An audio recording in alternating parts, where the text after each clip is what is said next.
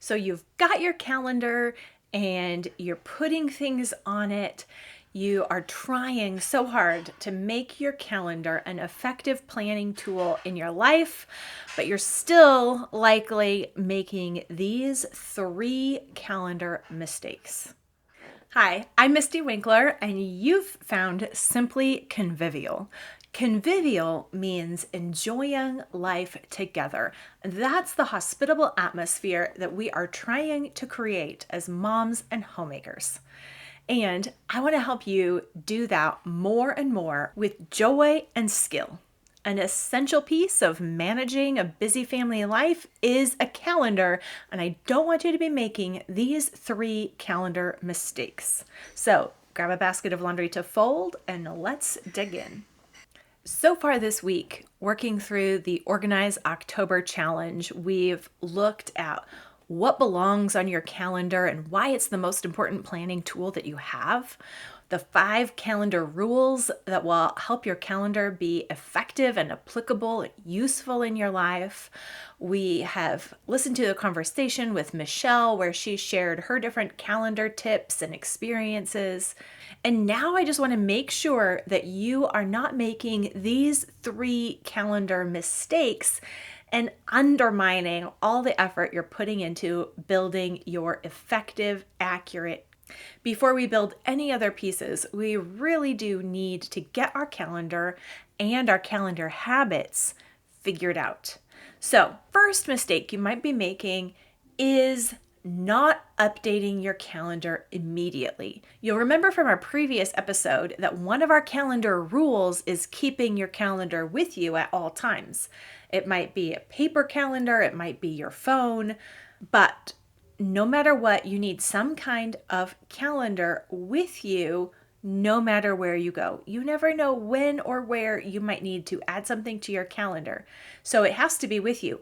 But having it with you is actually not enough. You might have it with you and you still think, oh, when I get into the car, I'll add it to my calendar. Or, oh, in a minute when we finish this conversation, I'll add it to the calendar. No.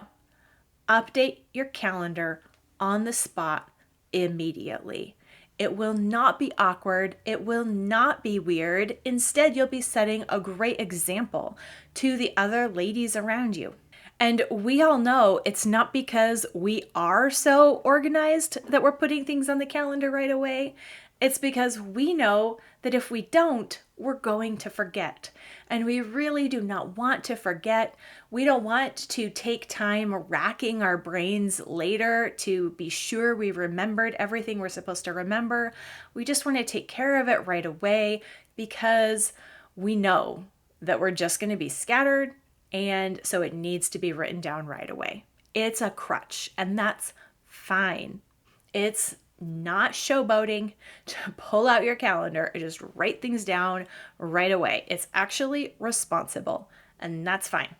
You can be responsible in front of other people. So don't make the mistake of postponing adding things to your calendar. If you're following the rules, you have it with you, and so then update it immediately. If you'll recall in our last episode where I was talking to Michelle, she said while she's sitting in church, she gets the bulletin before church has started, not during church. Before church has started, she's looking through the bulletin, sitting in her chair. Probably the prelude is playing. And if there's something new in the bulletin, she puts it on her calendar right then and there. That's what I'm talking about. Put it on your calendar right away. Of course, if you're at the dentist, the orthodontist, whatever, they give you a new appointment date. It doesn't matter that it's 6 or 8 weeks out. It doesn't matter that it's 6 months out. Put it on your calendar right away. Future you will thank you. So that's mistake number 1. Mistake number 1 is not updating your calendar immediately. It's so much better all around if you don't do that.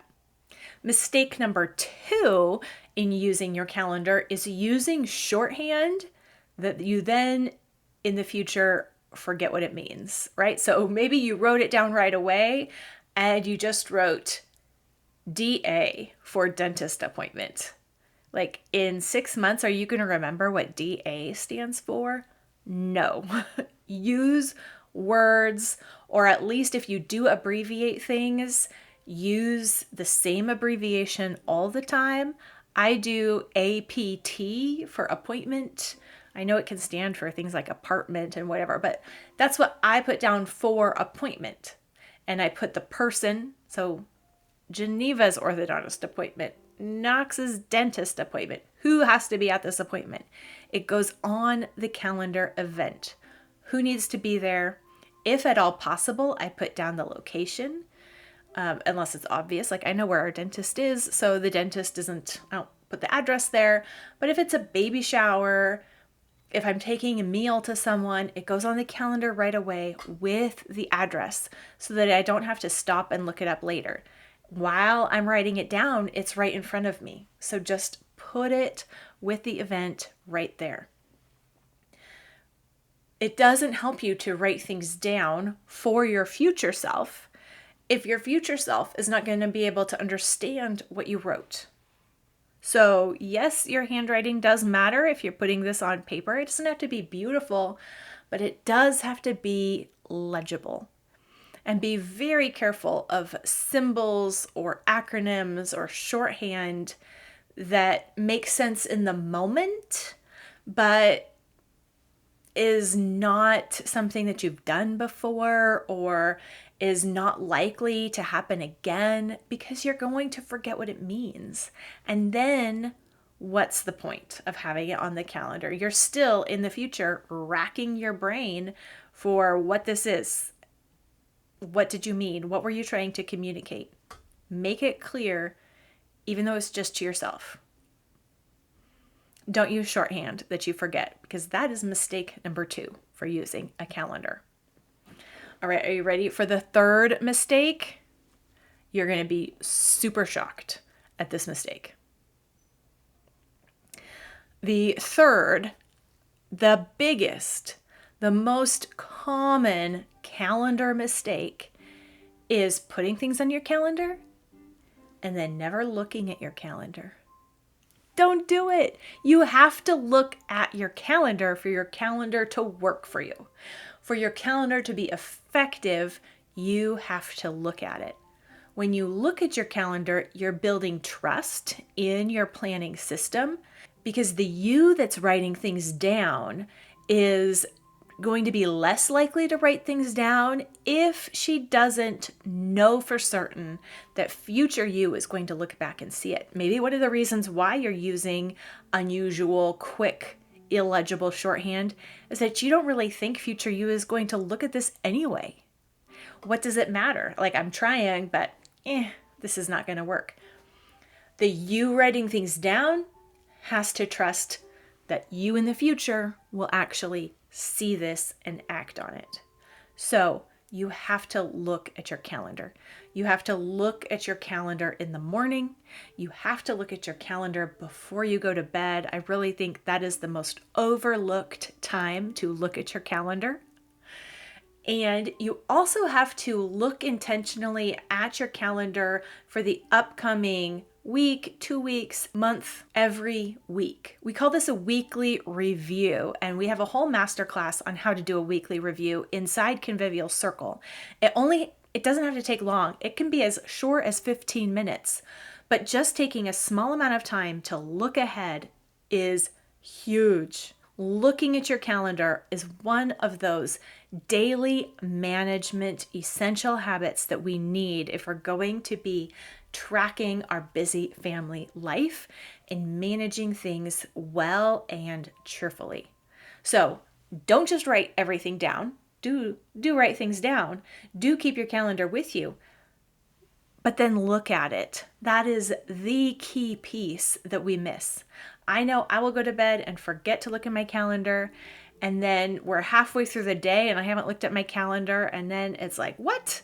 I have to be somewhere in 10 minutes? At least I had my calendar alerts on so that I heard the ping, because I was just doing stuff and totally lost track of time and what day of the week it was. When we look at our calendar every day, we will stop forgetting what day of the week it is. Anytime you get that feeling of, what day of the week is it? You look at your calendar. That's a trigger moment. You need to reorient yourself to time in your life, and you do that by looking at your calendar. So, update your calendar right away, use legible handwriting, and look at your calendar. If you're doing those 3 things, then you are not making calendar mistakes. Way to go, good for you. Once you stop making these calendar mistakes, you are ready to build the best calendar habits. In our next episode, I'm going to walk you through setting up those effective calendar habits for good.